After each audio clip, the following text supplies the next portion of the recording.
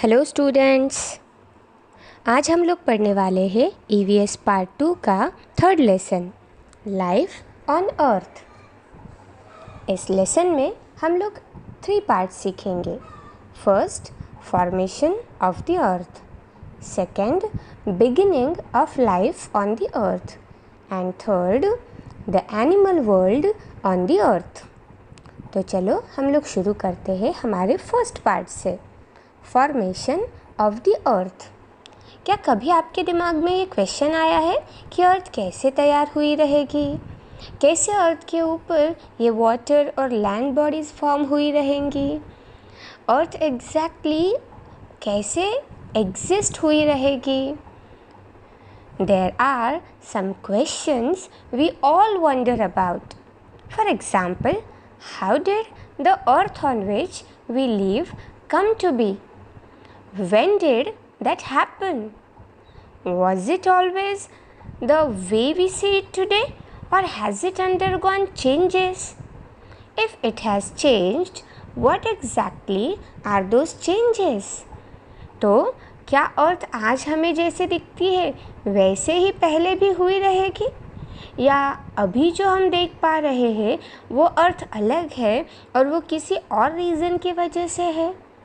तो इन्हीं क्वेश्चंस के आंसर ढूंढने की हम कोशिश करते हैं। On the basis of scientific research, it is now believed that around 4.5 billion years ago, an enormous cloud of very hot gases and dust spinning at a great speed was formed in space. तो बहुत सारे scientist ने research करने के बाद ये खोजा है या ये ढूंढा है कि अप्रॉक्सीमेटली 4.5 बिलियन सालों पहले एक एनॉर्मस, एक बहुत बड़ा क्लाउड हॉट गैसेस का और डस्ट का जो स्पिन होते हुए ग्रेट स्पीड के साथ स्पेस में रिवॉल्व हो रहा था या रोटेट हो रहा था। और ये जो स्पिनिंग मोमेंट था जिसकी वजह से its circular motion and great speed caused it to divide into several portions, thus creating the sun and the planets which revolve around the sun. तो ये जो स्पिनिंग हुआ, ये जो रोटेशन हुआ, जिसकी वजह से आज हम जो देख पाते हैं सन, प्लैनेट्स, ये क्रिएट हुए।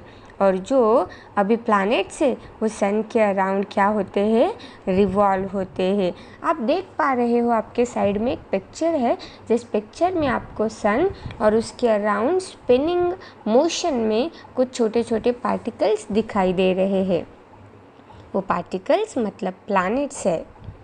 कौन से प्लैनेट्स है? The names of this planets are Mercury, जो सबसे नज़दीक है सन के, then Venus, then Earth, blue colour का प्लैनेट जो आप देख पा रहे हो, देन मार्स, जुपिटर, सैटर्न। हमने देखा है इन सारे प्लैनेट्स के बारे में हमारे ईवीएस पार्ट 1 के फर्स्ट लेसन में। तो सैटर्न जिसके अराउंड रिंग है, then Uranus and Neptune. Second topic जो इस लेसन का है, beginning of life on the Earth. Among this planets the Earth is the only planet where life is known to exist. ये जो हमने अभी प्लैनेट्स के नाम गिने ना, इन सब में सिर्फ अर्थ के ऊपर लाइफ है, ये साइंटिस्ट मानते हैं।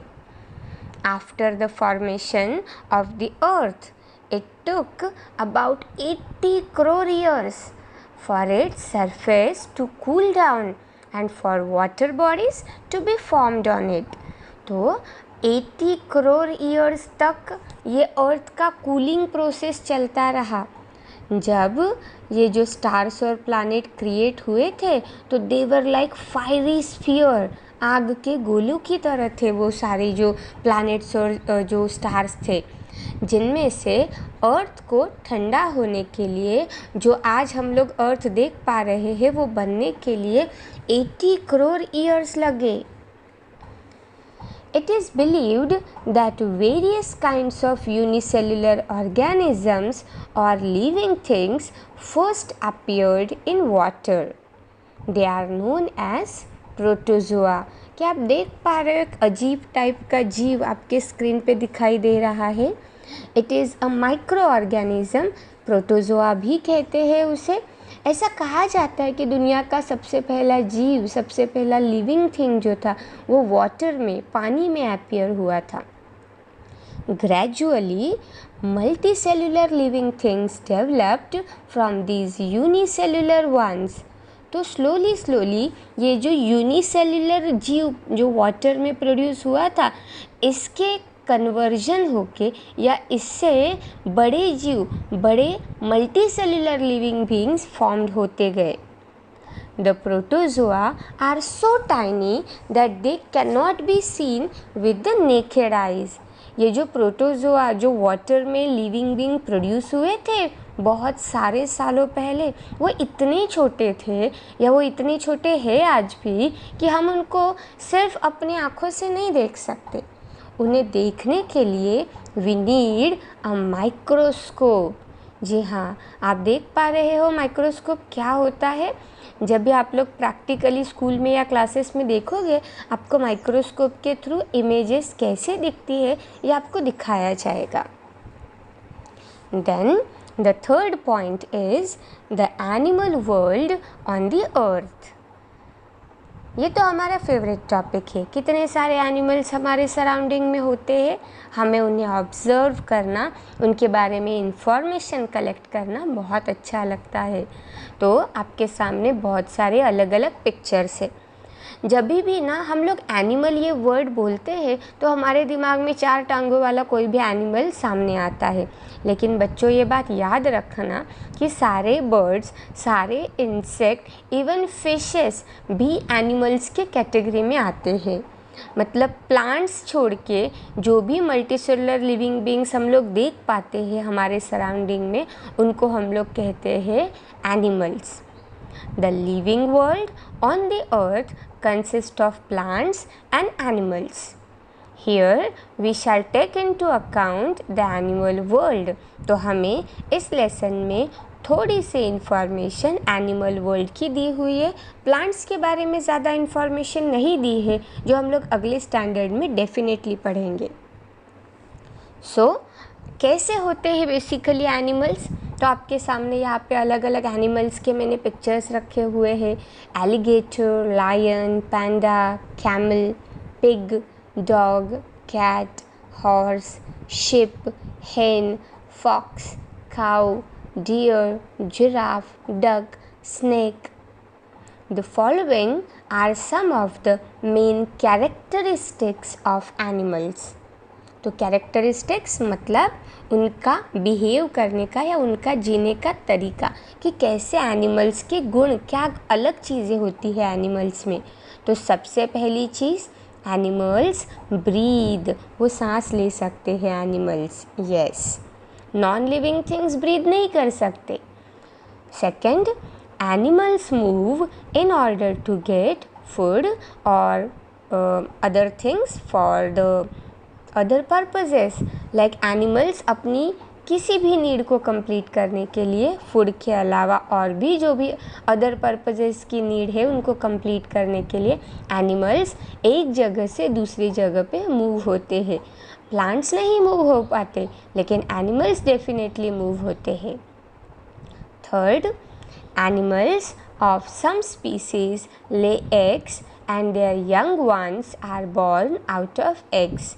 तो कुछ एनिमल्स लाइक जो डक है, स्नेक है, रेप्टाइल्स है या जो बर्ड्स है, दे ले एग्स, और उनके जो यंग वंस है, उनके बेबीज़ है, they born out of eggs.